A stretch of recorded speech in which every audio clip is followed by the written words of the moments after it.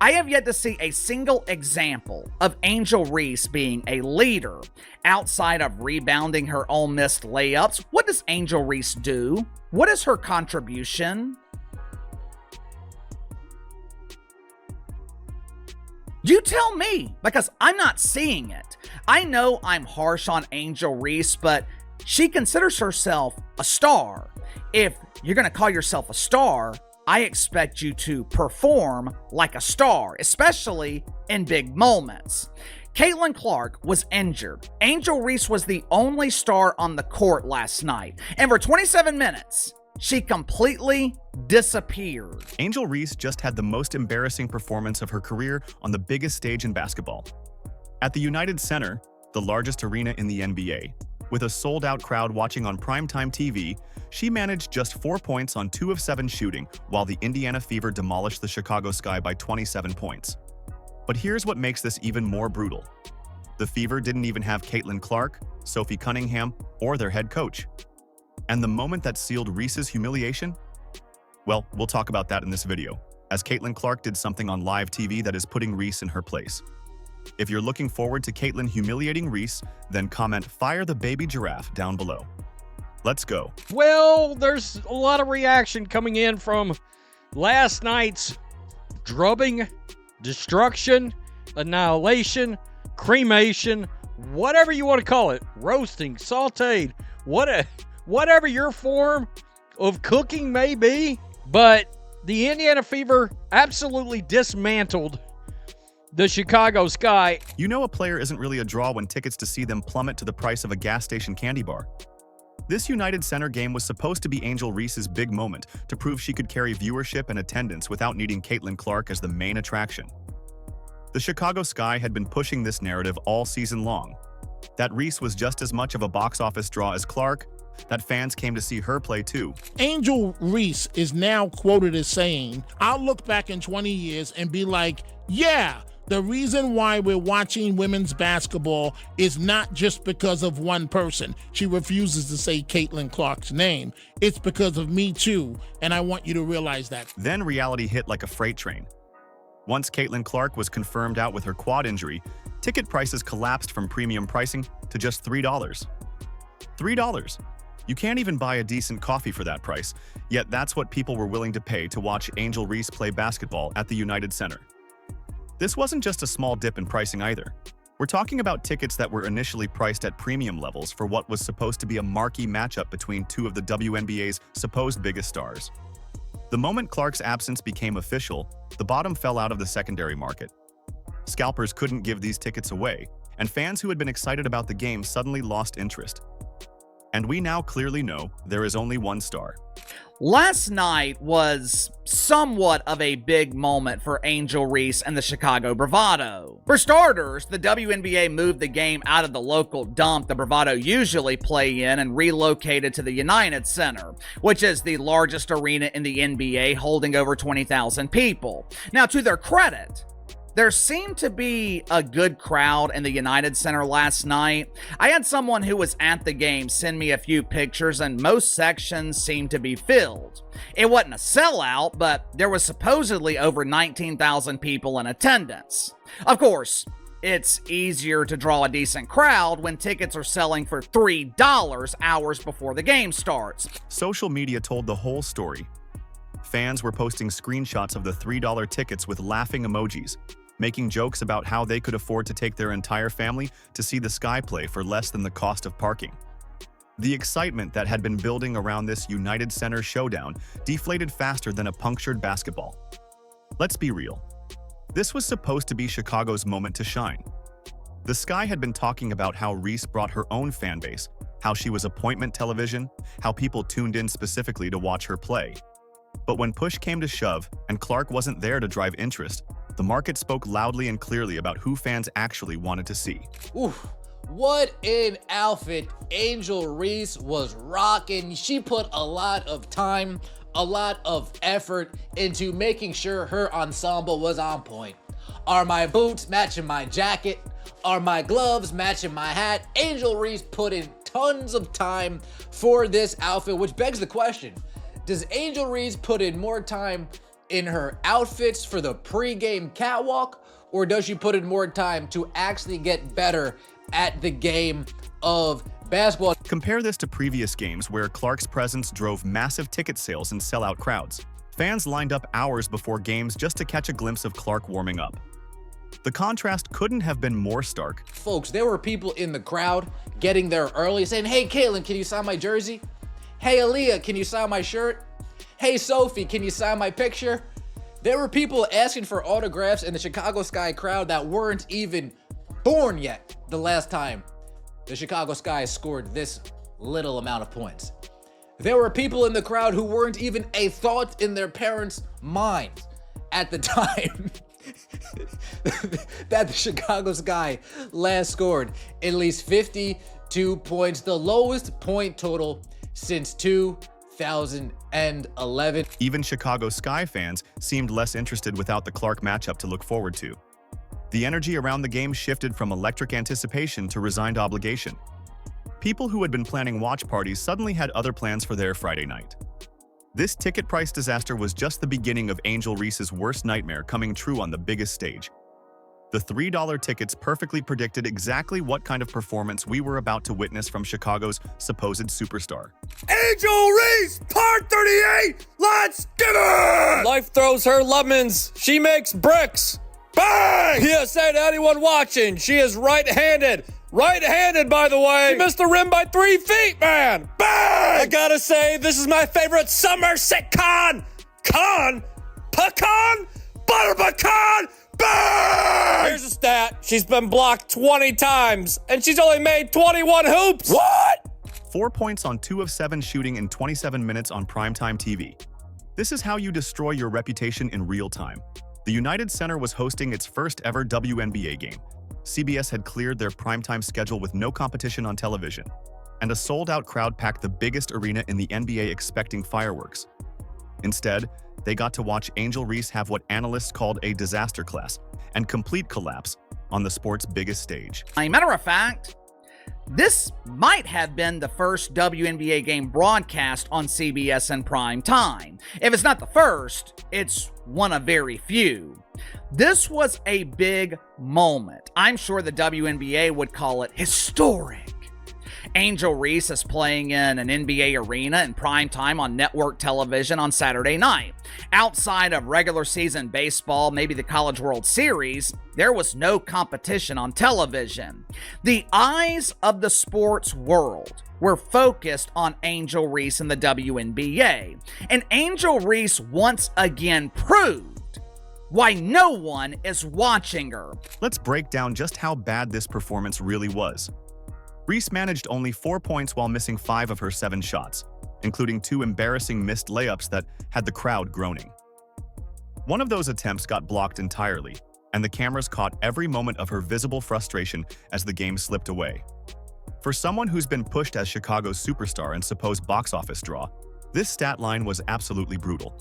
Caitlin Clark is averaging more assists per game than Angel Reese is averaging points per game this season. Yeah. 9.3 points per assist per game. 9.3 assists per game. Let me just bring it up. To 9.1 points per game. You know what made this even worse? Reese looked completely lost out there. She made poor decisions, seemed overwhelmed by the moment, and appeared to have no answer for Indiana's defensive pressure. The cameras didn't miss a single frustrated head shake or disappointed gesture as shot after shot clanged off the rim. Another diabolical stat. She's 19 of 59 from less than 5 feet away. How about that, man? Bang! She should work in housekeeping for hotels because she could turn it over quickly. Lost by 27, scored only 4 points against the Indiana Fever. I mentioned no Caitlin Clark, no problem, give and go. Like a given no shot of working. Bang! You prefer car or plane? Car or plane for what? For how you want to travel! That's too many steps, and you can't do that. This wasn't just missing a few tough shots. This was a player who looked like she didn't belong on the same court as a professional basketball team. The crowd's reaction told the whole story. What started as excited anticipation from fans who paid good money to see this matchup quickly turned into restless disappointment. You could hear the frustration building as Reese continued to struggle, and by the fourth quarter, some fans were already heading for the exits despite the historic nature of this United Center game. Here's what makes this performance even more embarrassing. Leading up to the game, Reese had been all over social media, posting about her celebrity activities and maintaining her usual confident presence online. But when the lights got brightest and the stage got biggest, she completely folded under pressure. Oof. What an outfit Angel Reese was rocking. She put a lot of time, a lot of effort into making sure her ensemble was on point. Are my boots matching my jacket? Are my gloves matching my hat? Angel Reese put in tons of time for this outfit, which begs the question, does Angel Reese put in more time in her outfits for the pre-game catwalk, or does she put in more time to actually get better at the game of basketball? The Sky's offensive struggles went beyond just Reese, though her failures stood out as particularly painful to watch. No Chicago player reached double figures in scoring, and the team managed only 52 points, their lowest total since 2011. But even in that context of team-wide failure, Reese's performance was the most glaring disappointment. One analyst didn't hold back, stating that Angel Reese once again proves she is nowhere near Caitlin Clark's level. This wasn't just a bad game, it was a complete collapse on the biggest stage women's basketball had to offer. The Fever took full advantage of this meltdown without even needing their best player on the court. But unfortunately, Angel Reese brought her outfit and left her game at home. She brought the nice hat, she brought the nice boots, she brought the nice jacket, she brought the nice gloves, but unfortunately, she left her game at home. 4 points, 12 rebounds, 2 assists in 27 minutes of action, a minus 23 turnovers as the Chicago Sky, without Caitlin Clark, without Sophie Cunningham, without Stephanie White. This wasn't Angel Reese's first public humiliation against the Fever. It's becoming a disturbing pattern that started months ago. Let's take you back to May 17th, when the Indiana Fever absolutely destroyed the Chicago Sky 93-58 at Gainbridge Fieldhouse. That 35-point blowout wasn't just a bad game, it was the beginning of what would become Angel Reese's worst nightmare against Indiana. Angel Reese gets up, Aaliyah Boston shoves her, gives her a little stiffy. Hey, don't come at Caitlin. But look at her, Angel Reese upset. Oh my gosh. Hey man, this was hilarious. Look, Angel Reese was pissed. Look at her, she was still going after a little bit. Look, took the jersey out. What's going on? Look. During that May matchup, Reese tried to get physical with Caitlin Clark, attempting to intimidate her and throw her off her game. You could see Reese getting increasingly aggressive, making contact whenever possible, trying to establish some kind of dominance over Clark. But her tactics completely backfired as the Fever cruised to one of the most lopsided victories in WNBA history. Here's what makes this pattern so damaging for Reese's reputation. The May embarrassment wasn't an isolated incident. It was the first chapter in what's now become a completely one-sided rivalry. The Fever are 2-0 against Chicago this season, and both games have been absolute blowouts. Both times, Reese has been the common denominator in these failures. I thought Angel Reese and Caitlin Clark were cool, but I don't know, man. The way Angel got up, she was like, Look at her. Ooh. I mean, she was getting after it, fam. Oh my goodness. Now, the funny thing was Caitlin Clark sniffing, walking away. Hold on, let me see if I can get a good angle. Yeah, look. watch Caitlin Clark's face right here. Watch this.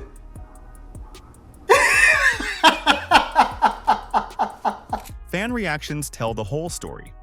Social media is flooded with side-by-side comparisons of both games, highlighting how Reese has consistently underperformed when facing Indiana. Comments range from questioning her ability to perform under pressure to straight-up mocking her attempts to compete with Clark and the Fever. The 35-point loss in May, followed by this 27-point disaster at the United Center, shows a clear pattern. Reese's confidence seems to completely crumble whenever she faces Indiana. Her aggressive tactics don't work, her shooting falls apart, and she looks lost on the court. So how did Clark put Reese in her place on live TV? Let's check this out. My clock is winding down. You got us.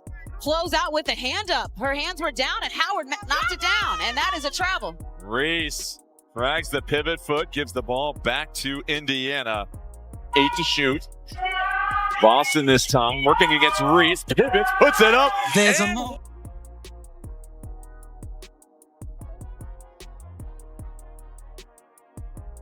What we're witnessing isn't just bad games. It's the complete dismantling of Angel Reese's confidence and reputation against Indiana.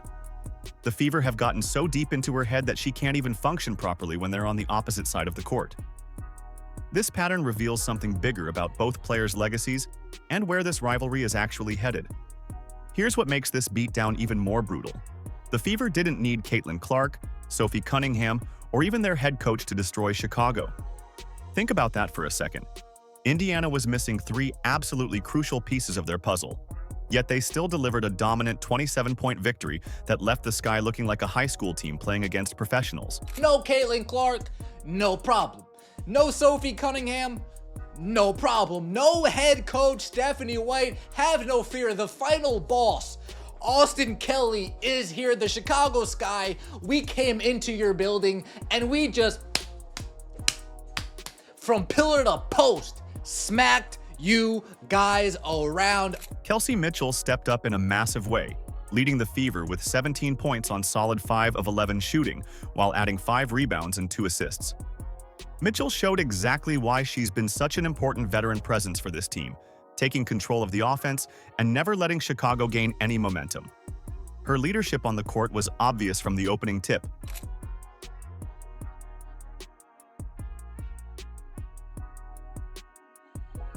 This time steps right through the heart of the defense and blows by Chicago. The wins off of Lake Michigan. Loses Atkins, step back mini, knocks it down. Oh, the connection to Howard. How about the finish from Mitchell? And she may be the quickest guard in the league with the ball in her hands. But here's where it gets really impressive. Ari McDonald came off the bench and absolutely torched the Sky with 12 points, including 3 made 3-pointers and 4 steals. McDonald signed a hardship contract and immediately made Chicago pay for every mistake they made. She ran the offense like she'd been with the team all season, showing the kind of basketball IQ that separates professional players from pretenders. But both teams facing a little bit of adversity, having certain players out or not at full capacity. McDonald, a huge triple in the corner. Mitchell, patient in the corner, flips it up top. Boston, other side. McDonald, another 3. I'm loving it. The Fever's ball movement told the whole story about their superior basketball fundamentals. They recorded 20 assists on 27 made field goals, which shows a team-first mentality that Chicago simply couldn't match. Every possession looked smooth and purposeful, while the Sky appeared chaotic and disjointed on the other end.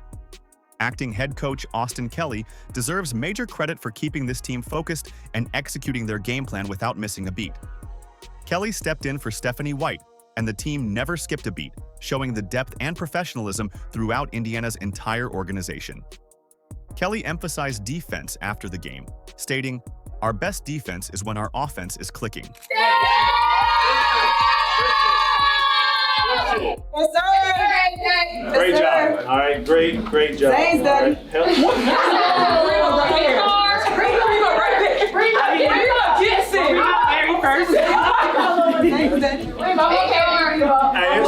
It started for us on the defensive end. We set the tone from the jump and never looked back.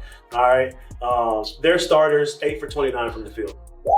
Hell yeah. Hell of a job. Great attention to detail. That's less than 30%. We held them 32% for the game. Natasha Howard contributed 13 efficient points, while Aaliyah Boston added 11 points, 5 rebounds, and 5 assists. Even Lexi Hull reached a career milestone, surpassing 500 career points during the blowout. The balanced scoring and contributions from every player on the court demonstrated just how deep this Fever roster really is. The Fever held Chicago to just 52 points through lockdown defense and smart rotations. They forced turnovers, contested every shot, and made the Sky work for every single point they managed to score. All right, great job there. All right, we won the boards. All right, and they're a second chance points team. All right, and we won that area as well. Taking away their strengths was something that we did a great job of. All right. Just extremely proud of y'all. We stayed locked in. We stayed together. We executed the scout at a very high level. job. Just multiple levels of effort. Everything that we've asked of you today, we put it in there. And from now, again, stacking days, building on those moments where we're stringing those possessions together, right? Building on those great possessions on defense and on offense. Great, hell of a job, y'all. High level. This win proved the Fever aren't just the Caitlin Clark show. They're a legitimate title contender with or without their biggest star on the court. The depth, coaching, and championship mentality displayed in this United Center beatdown sent a clear message to the entire league about Indiana's serious championship aspirations. This United Center performance cemented the narrative that the Fever are ascending while the Sky are falling apart. Angel Reese's 4-point disaster on national television showed exactly where this rivalry stands, completely one-sided in Indiana's favor. The Fever's depth and resilience positions them as serious championship contenders heading into 2025, proving they can dominate opponents even without their biggest stars. Caitlin Clark is scheduled for re-evaluation on June 9th and could potentially return as early as Tuesday against the Atlanta Dream. Imagine what happens when Clark rejoins this already dominant Indiana team that doesn't even need her to crush their rivals by 27 points. If you can't wait for Reese's next blooper, the comment, "Fire the baby giraffe" down below. Like, subscribe, and turn on all notifications so you never miss out. Click the video on the screen, and we will see you in the next one.